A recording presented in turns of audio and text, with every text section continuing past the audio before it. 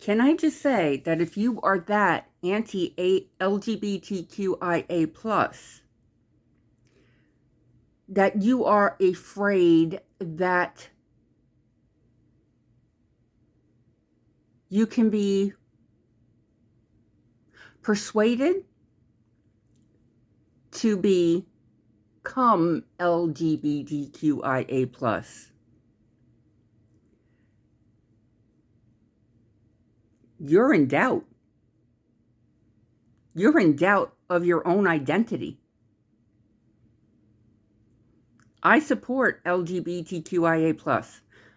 I've never been so-called indoctrinated.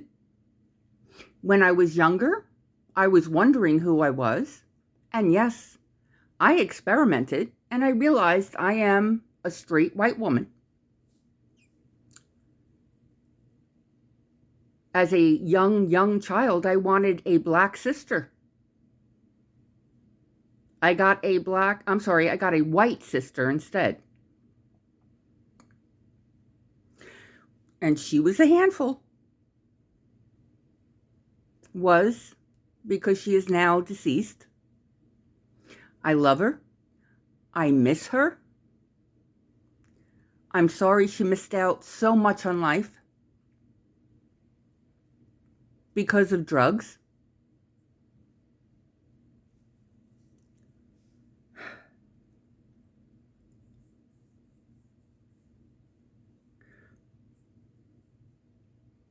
But I have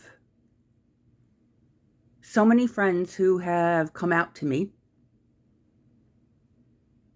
never fazed me.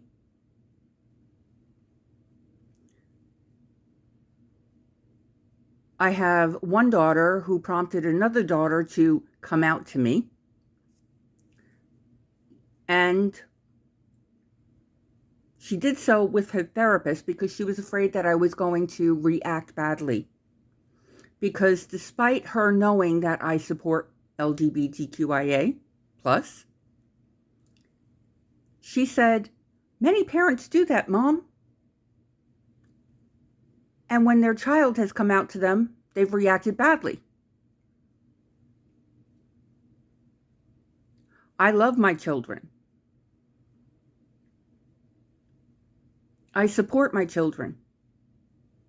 I support them in being authentically who they are, because I don't want to see any of my children being forced into the position where they need to hide who they really are, to possibly off themselves because they're not accepted.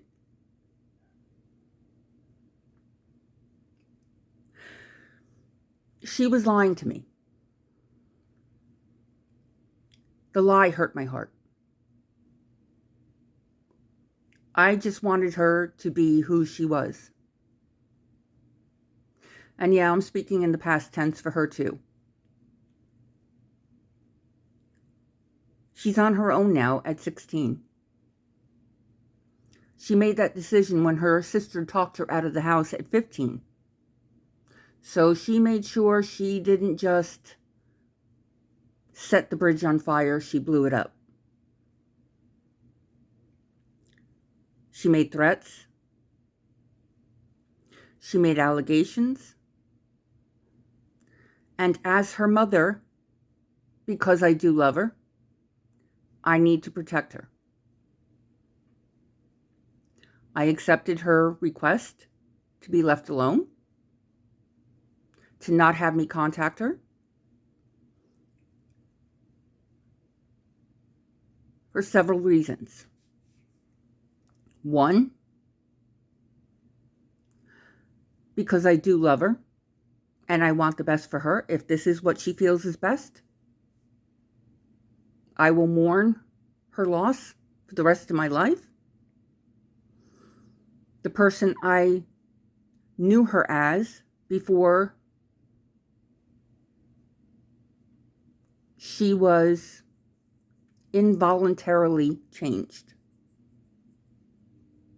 by her sperm donor father, who the courts in their infinite wisdom set free, and he has no restriction on being around other children, which is heartbreaking to me.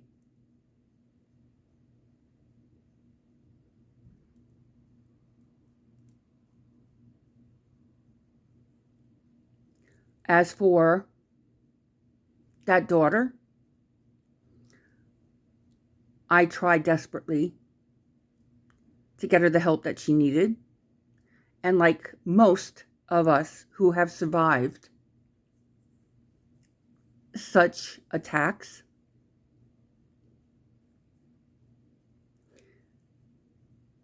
we first go into denial and want to forget it ever happened.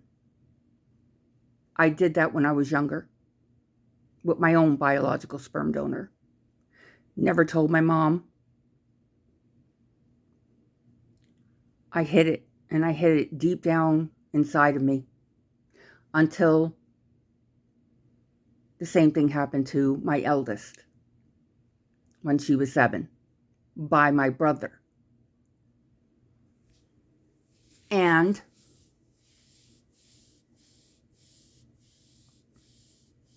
I put him in jail.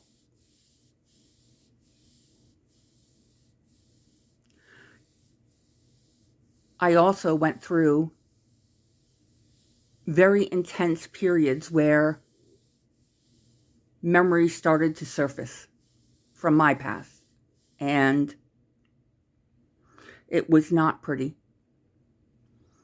It was frightening for me. It took years of therapy to put it together as these memories surfaced, and they still do.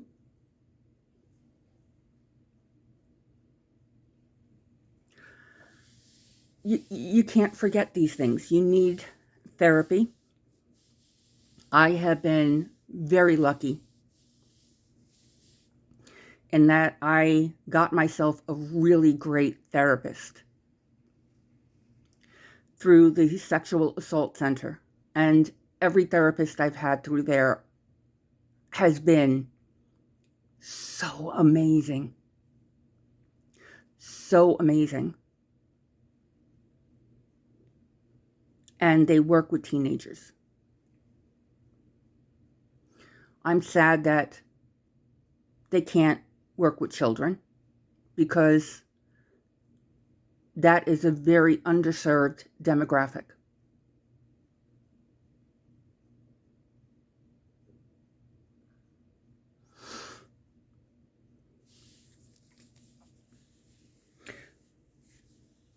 If any of you have children who have gone through this, you're anticipating going through court, I want you to keep in mind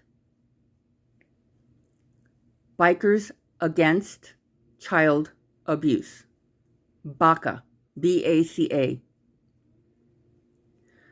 They are an amazing organization. I 100,000% support them. They are all around the world. So look up the nearest chapter near you, whether you're in Canada, US, UK, anywhere.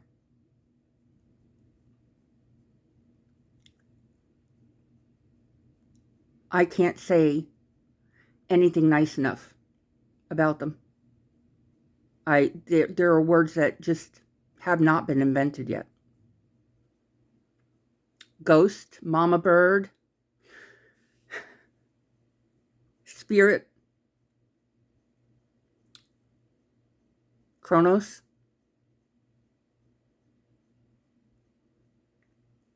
Buddha. Oh God, Buddha, what my daughter didn't do to your bike. And yelling at you in front of everybody. And you're Chucky.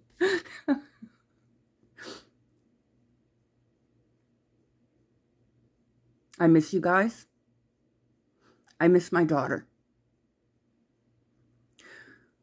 When something like this happens to a child, that child's personality is forever changed. It will never be who they were meant to be.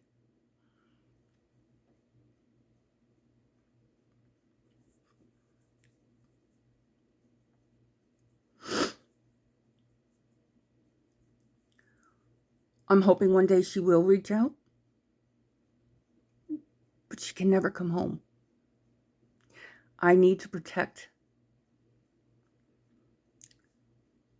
myself and my family members.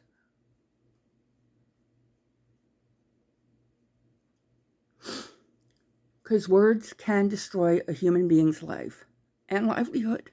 And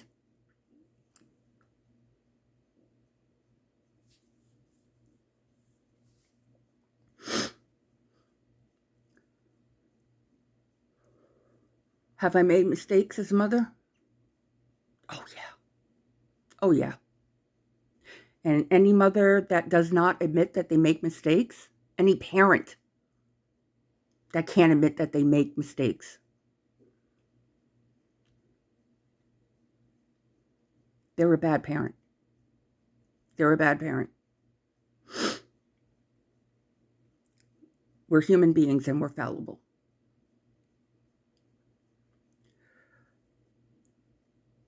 We want the best for our children. We want them to be better than we ever were.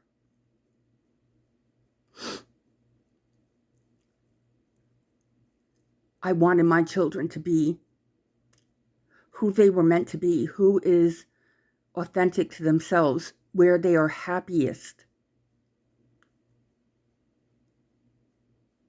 But I also wanted my children to be empathetic to others, the needs of others,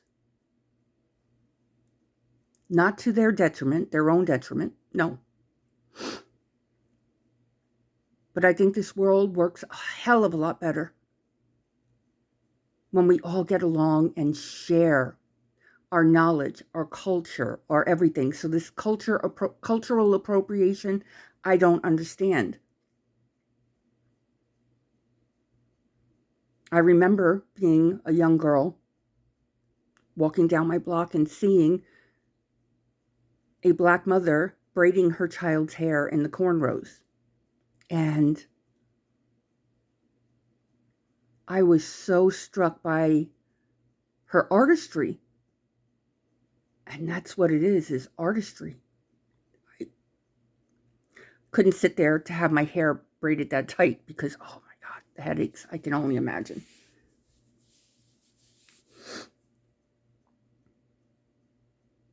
But I was jealous of their hair. I was really jealous. I thought it was beautiful. The afros, the braids.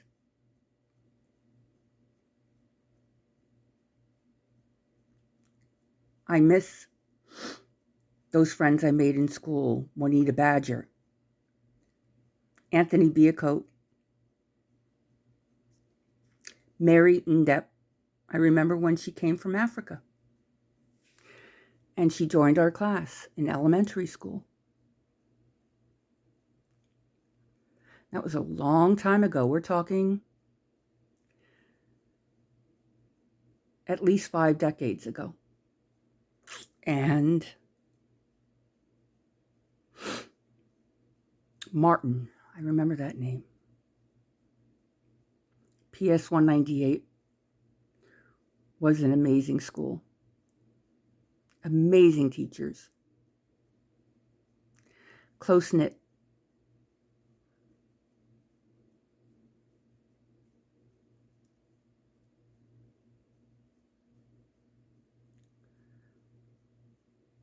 And I never understood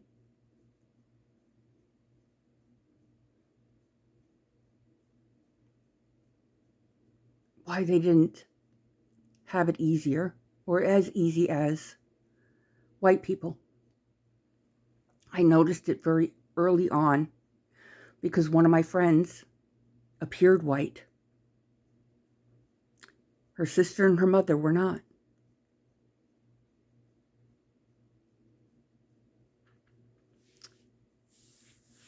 I also had a boy I wanted to marry on my block named Stanley.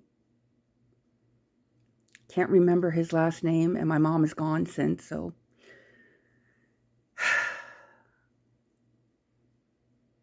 And we swore we were going to get married.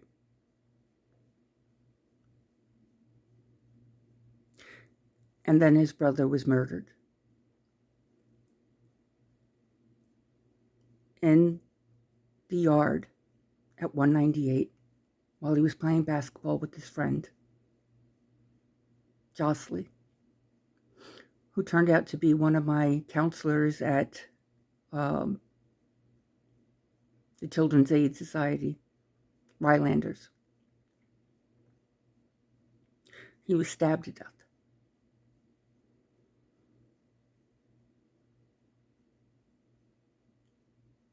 And Stanley and his mom left. And we never heard from them again. And I always think about him. I probably would never, I know I would never recognize him in a crowd again. He probably would never recognize me either. But I miss him. I wonder how he's doing. I wonder how all my friends are doing.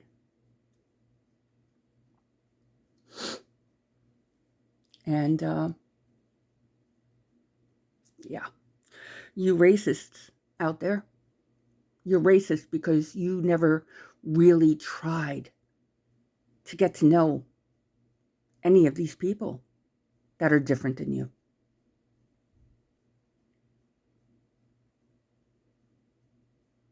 You back a racist because he never tried. When you put yourself that far up on a pedestal, you fail to realize you're not towering over them. You're ignoring the fact that you are lower than everyone else.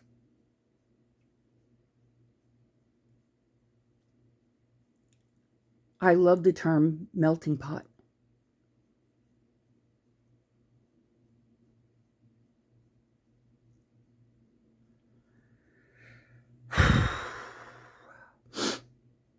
I have a melting pot right now in the neighborhood that I'm in because I'm not in the States. I'm in Canada. And we had an influx in my neighborhood of Ukrainians,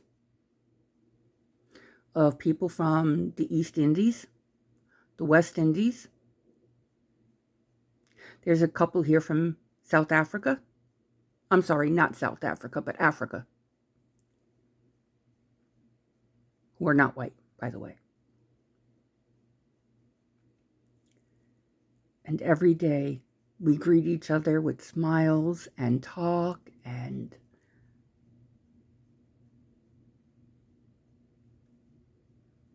I wouldn't have it any other way.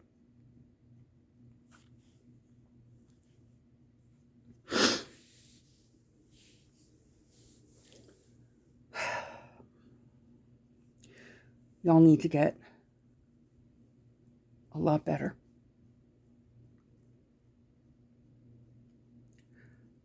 You need to be more accepting. You need to help all of your neighbors, not just the ones that look like you or think like you.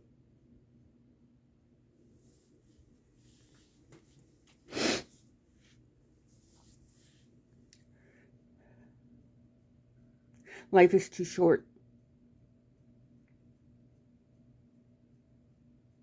And I intend to get to know and learn as much as I possibly can about the differences between us and to embrace them.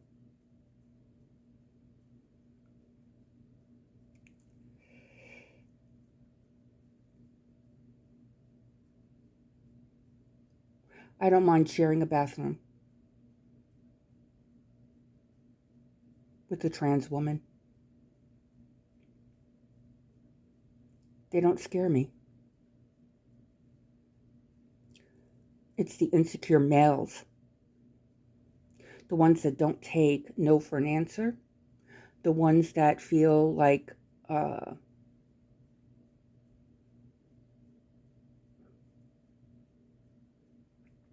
that they are celibate because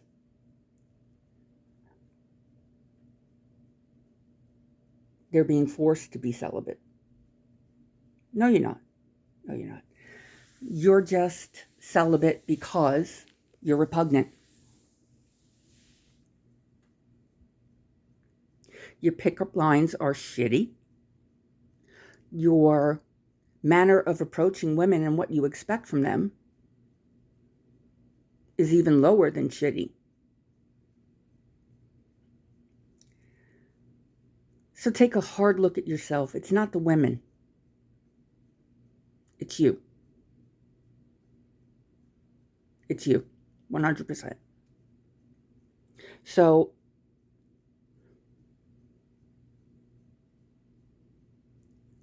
let's do better. Let's learn more. Be quiet more.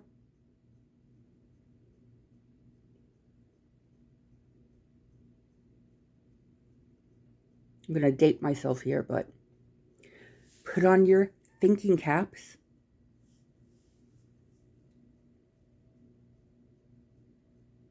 I remember Romper Room, Sesame Street, Mr. Rogers, Zoom, and do better.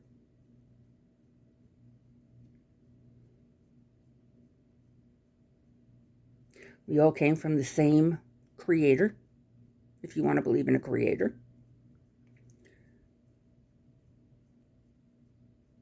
We just grew up differently and in different parts of the world.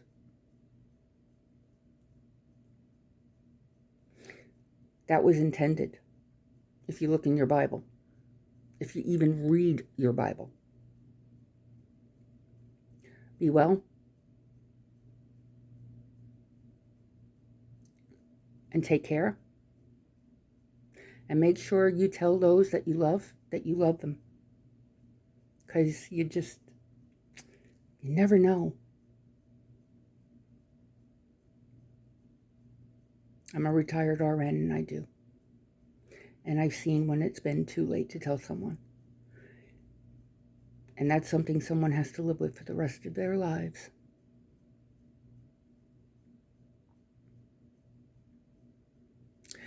Be well and have the day you voted for.